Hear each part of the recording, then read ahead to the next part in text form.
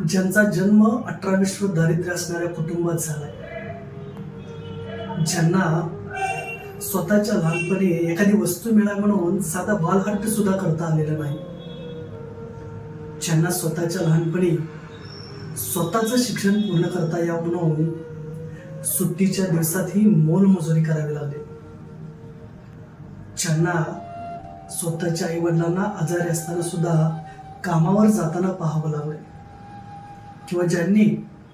स्वतःच्या लहानपणीत स्वतःच्या आई वडिलांना गमावले, ज्यांना स्वतःच्या भविष्याच्या यशस्वीतेसाठी तरुणपणातील अनेक गोष्टींचा त्याग करावा लागला,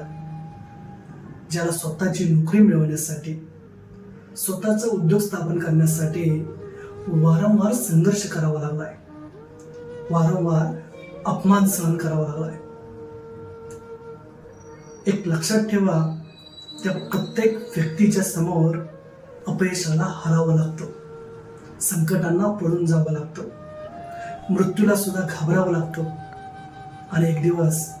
यशाला सुद्धा नतमस्तक व्हावं लागतं. आणि अशा सर्व व्यक्तींना आपण